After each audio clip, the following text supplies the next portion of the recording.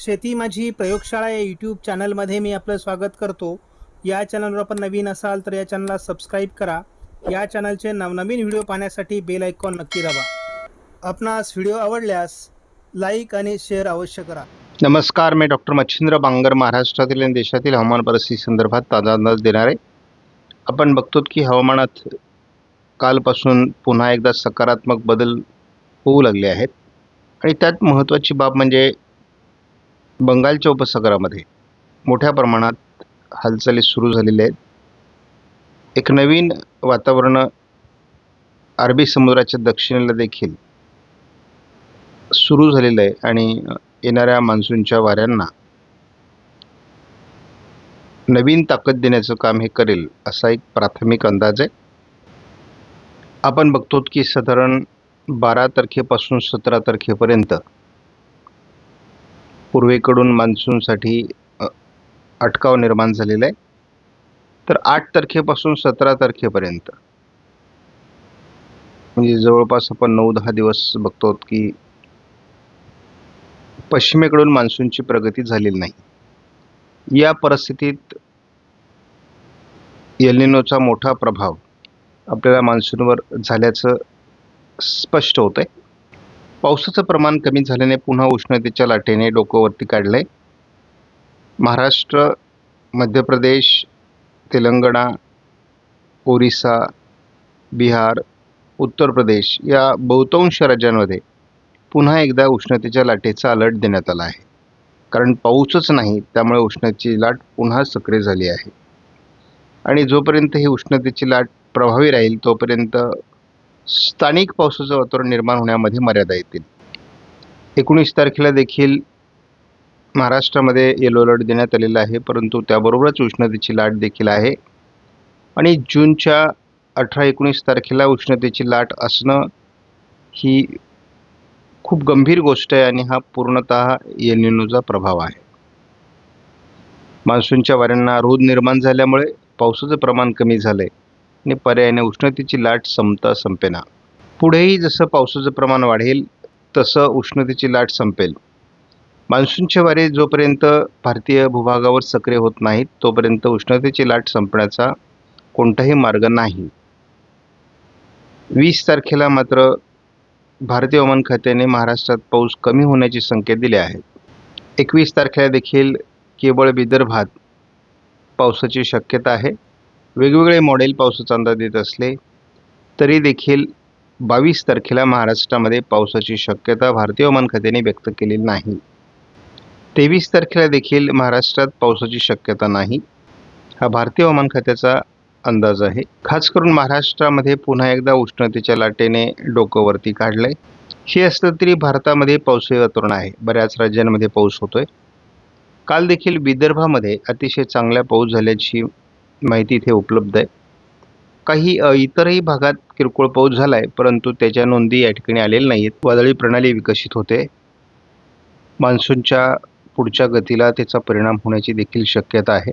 या ठिकाणी येणाऱ्या कोरड्या वाऱ्यांचा परिणाम भारतीय भूभागावर होतोय आणि पर्यायाने मान्सून त्याने रोखून धरलाय. बरेच येणारे मान्सूनचे वारे या ठिकाणावरून असे समोरील भागात निघून जात आहेत म्यानमारच्या दिशेने. पर्यायाने भारतीय मान्सूनला पुढची गती मिळत नाहीये. GFS मॉडेलनुसार आपण आज 18 तारखेला महाराष्ट्रात स्थानिक पावसाचं वातावरण तयार होऊ शकतं अशा प्रकारचा अंदाज या ठिकाणी व्यक्त झालाय. 19 तारखेला उत्तर भारतामध्ये बदलणाऱ्या परिस्थितीचा आढावा आपण या ठिकाणी घेतो. तसं GFS मॉडेलने फारसं वातावरण 20 तारखेला दाखवलेलं नाही. कोरड्या वाऱ्यांचा प्रभाव भारतीय भूभागावर मोठ्या प्रमाणात आहे. त्या परिस्थितीत 21 तारखेलाही विशेष सुधारणा नाही. ही परिस्थिती आपल्याला 22 तारखेलाही कायम दिसते. त्यामुळे महाराष्ट्रात फार ताकदीने पाऊस येईल अशा प्रकारचा अंदाज काही दिलेला नाही.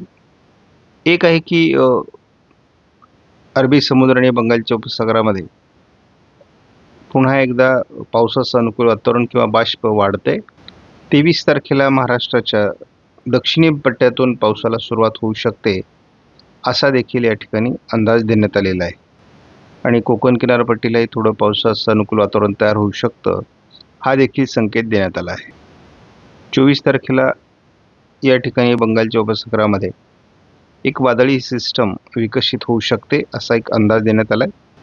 25 तारखेला महाराष्ट्राच्या काही भागात तुरळक अशा प्रकारचं वातावरण दाखवण्यात आलं आहे आणि ही जी वादळी सिस्टम आहे ती या मार्गे पुढे सरकण्याची देखील शक्यता आहे. 26 तारखेला या चक्राकार स्थितीमुळे या भागातून पावसाचं प्रमाण वाढू शकतं असा देखील अंदाज आहे. आणि JFSने 27 तारखेला महाराष्ट्राच्या आणि भारताच्या बऱ्याच भागात पावसाळी वातावरण राहील आणि जी वादळी प्रणाली बंगालच्या उपसागरामध्ये विकसित झालेली आहे तिचा देखील परिणाम काही प्रमाणात महाराष्ट्राच्या वातावरणावर होऊ शकतो असं देखील या ठिकाणी दाखवलेलं आहे. ECMWने घाटमाथ्यावर पावसाचं प्रमाण वाढण्याचा अंदाज आज दिलेला आहे. शिवाय विदर्भाच्या काही जिल्ह्यांमध्ये पावसाळी प्रमाण वाढण्याची शक्यता आहे.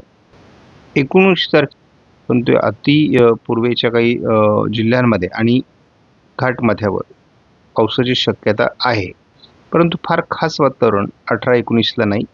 20 तारखेपासून मात्र आपल्याला महाराष्ट्रामध्ये पहिल्यांदा आज चांगलं वातावरण दाखवलेलं आहे. स्थानिक वातावरण म्हणजे मान्सून पूर्व पावसाचं वातावरण वाढतंय आणि यामध्ये आपल्याला बीड, परभणी, छत्रपती संभाजीनगर, जालना, जळगाव, धुळे, नाशिकच्या बहुतांश भागात, अहिल्यानगरच्या, पुणे, सातारा, सोलापूर, लातूर, धाराशिव, नांदेडपर्यंत पावसाचं प्रमाण वाढणार आहे आणि कोकण किनारपट्टीला पहिल्यांदा आपल्याला पावसास अनुकूल ढग निर्माण होतील अशा प्रकारचा 20 तारखेचा अंदाज आहे.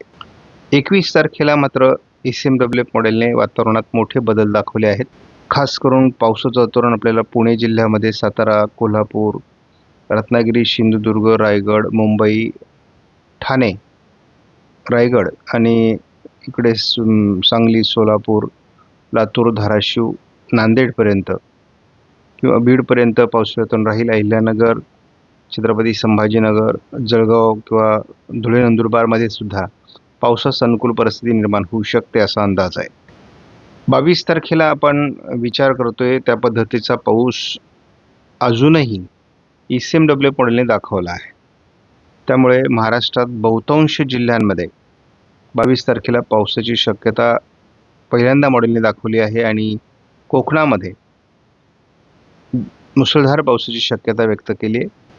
आणि अनेक वर्षाचा अनुभव आपण जर ECMW मॉडेलचा बघितला तर हे वातावरण तयार होण्याची शक्यता 60-70% आहे.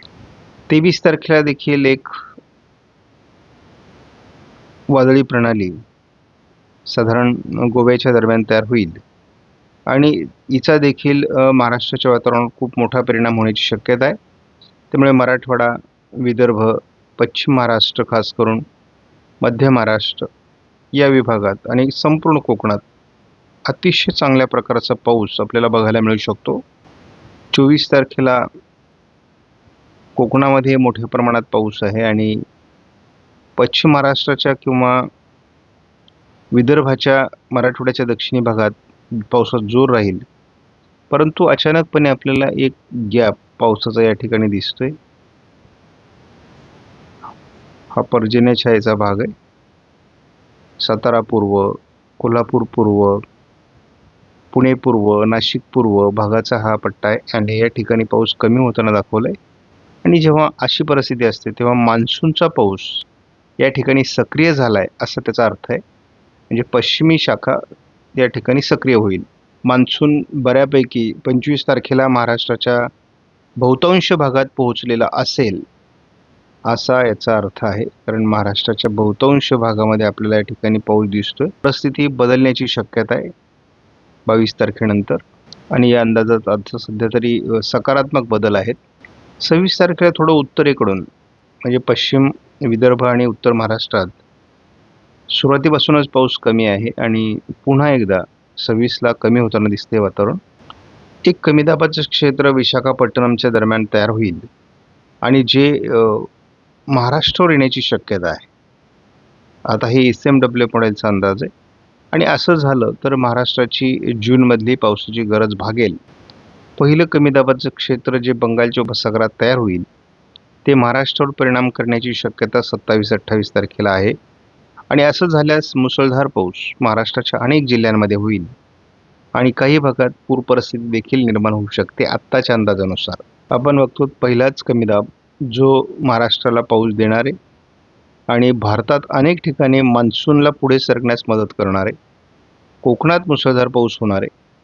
त्यामुळे 29 तारखेला देखील हे वातावरण महाराष्ट्रावर परिणाम करणार आहे आणि खास आनंदाची गोष्ट अशी आहे की 27-28ला उत्तर महाराष्ट्रामध्ये सुद्धा हा मुसळधार पाऊस होऊ शकतो आणि त्यामुळे उत्तर महाराष्ट्रातल्या पेरण्यांसाठी आवश्यक असलेला पाऊस होईल. यापूर्वी या काळात आपल्याला हलके पाऊस बघायला मिळायचे, परंतु आता मान्सूनची एंट्री धमाकेबाज होण्याची शक्यता आहे आणि ढगफुटी सदृश्य पाऊस महाराष्ट्र बघेल असा देखील अंदाज आहे. आपण जर 30 तारखेला जरी बघितलं तरी संपूर्ण महाराष्ट्रामध्ये पावसाळी वातावरण आहे. कोकणात पाऊस आहे, विदर्भात पाऊस आहे, मराठवाड्यात पाऊस आहे, उत्तर महाराष्ट्रात पाऊस आहे. कोकणातल्या पावसामध्ये जोर हा 1 जुलैलाही असणार आहे, पूर्व विदर्भामध्ये असणार आहे. इतरत्र पाऊस कमी होईल. 2 तारखेला तीच परिस्थिती असेल, परंतु गरजेपुरता पाऊस झाल्यानंतर आवश्यक असलेल्या वापशासाठीची उघडीप देखील आवश्यक असते आणि त्या दृष्टीने हा काळ असेल. एकत्रित अंदाजामध्ये मोठा फरक आलेला आहे. आपण या ठिकाणी बघतो की एक कमी दाबाचं क्षेत्र विशाखापट्टणमकडून पहिलंच तयार होऊन महाराष्ट्राच्या मध्यावरून जाण्याची शक्यता आहे. त्यामुळे सोलापूर, धाराशिव, बीड, छत्रपती संभाजीनगर, अहिल्यानगर पूर्व भागात मोठं पावसाळी क्षेत्र विकसित होऊ शकतं आणि त्याचा दायरा या भागामध्ये देखील मोठ्या प्रमाणात आहे. त्यानंतर त्याच वेळेस आपल्याला कोकणामध्ये देखील मुसळधार पावसाची शक्यता आहे. आता हा ECMWF मॉडेलचा अंदाज आहे आणि ECMWF मॉडेलमध्ये जे अंदाज दाखवले जातात ते महाराष्ट्रासाठी अतिशय जुळणारे असतात असा आपला अनुभव आहे. आपण जेव्हा एकत्रित पाऊस बघतो तेव्हाची परिस्थिती आणि आपण प्रत्येक दिवसाचा पाऊस बघतो तेव्हाची परिस्थिती बदल असतो. आपण 18 तारखेला जर बघितलं तर घाटमाथ्यावर थोडं पावसाळी प्रमाण आज वाढणार आहे. थोडं नागपूर, भंडारा, गोंदियामध्ये पावसाचं प्रमाण असू शकतं, परंतु विशेष महाराष्ट्रात पाऊस दाखवलेला नाही मॉडेलनी, मात्र स्थानिक वातावरण तयार होण्याची शक्यता आहे. या घाटमाथ्यावरील पावसाचं प्रमाण 19 तारखेला वाढण्याची शक्यता आहे. मुख्य बदल हवामानात 20 तारखेपासून होईल. स्थानिक वातावरणाचं प्रमाण वाढेल, घाटमाथ्यावरील पावसाचं प्रमाण वाढेल. 21 तारखेला जोरदार पाऊस आपल्याला कोकणामध्ये, पश्चिम महाराष्ट्रामध्ये, मराठवाड्याच्या दक्षिणी भागामध्ये तयार होताना दिसेल आणि पावसाचं वातावरण ज्या मान्सूनच्या पावसासाठी आपण प्रतीक्षा करतो ती 21 तारखेपासून सक्रिय होताना दिसेल. 22 तारखेला महाराष्ट्रामध्ये वातावरण पूर्णतः बदललेले दिसेल आणि महाराष्ट्रात बहुतांश जिल्ह्यात पेरणीयोग्य पावसास सुरुवात होईल. हे वातावरण पुढे रात्रपाळी देखील करण्याची शक्यता बऱ्याच भागात आहे. मुसळधार पावसाचं वातावरण 23 तारखेपासून महाराष्ट्राचे अनेक जिल्हे बघू शकतात. खास करून कोकणात हे वातावरण असणार आहे. 12 तासामध्ये 100 मिलीमीटर पावसाची नोंद आपल्याला 22-23 तारखेच्या दरम्यान होऊ शकते असा देखील अंदाज आहे. त्यामुळे जी सरासरी जूनची आहे ती भरून निघण्यासाठी खूप मोठी मदत होणार आहे. मान्सून उशिरा येतोय, मात्र त्याची सरासरी तो या 8 दिवसात भरून काढेल असा देखील अंदाज आहे. हा पाऊस मराठवाड्यात आहे, विदर्भामध्ये आहे, कोकणात आहे. त्यामुळे 24 तारखेलाही थोडा याचा प्रभाव महाराष्ट्रभर राहण्याची शक्यता आहे. 25 तारखेला थोडं पश्चिम विदर्भ आणि उत्तर महाराष्ट्रात त्याचे प्रमाण कमी होईल असं मॉडेलने दाखवलेलं आहे. कोकणात पावसाचा प्रभाव राहील. 26 तारखेला देखील या ठिकाणी पावसाळी प्रभाव उत्तरेकडून कमी होऊन दक्षिणेकडे सक्रिय राहण्याची शक्यता व्यक्त करण्यात आलेली आहे. जे कमी दाबाचं क्षेत्र विशाखापट्टणमकडून महाराष्ट्रावर सरकण्याची शक्यता मॉडेलने व्यक्त केली आहे तो 27 तारखेचा दिवस आहे. त्यामुळे मराठवाड्याच्या अनेक जिल्ह्यांमध्ये, पश्चिम महाराष्ट्राच्या अनेक जिल्ह्यांमध्ये जोरदार पाऊस होईल आणि ह्या सिस्टम जेव्हा भूभागावर येतात तेव्हा त्याचा परिणाम अरबी समुद्राकडे अधिक सक्रिय होतात आणि पर्यायाने कोकणात देखील मोठ्या प्रमाणात पाऊस पडतो. आपल्याला पहिल्याच कमी दाबाचा प्रभाव हा सोलापूर, बार्शी, लातूर, धाराशिव, बीड, अहिल्यानगर, छत्रपती संभाजीनगर आणि जळगाव अशा पद्धतीने हा जाण्याची शक्यता आहे.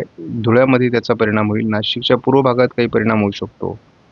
तर साधारण 27, 28, 29 हे वातावरण महाराष्ट्रात राहण्याची शक्यता प्राथमिक अंदाज या अंदाजात बदल होऊ शकतो. 29 तारखेनंतर महाराष्ट्रामध्ये वातावरण बदललेलं असेल. मान्सून महाराष्ट्र पार करून गेलेला असेल. कोकणामध्ये मुसळधार पावसाचं वातावरण राहील. महाराष्ट्रात पुढे देखील मान्सून सक्रिय राहील.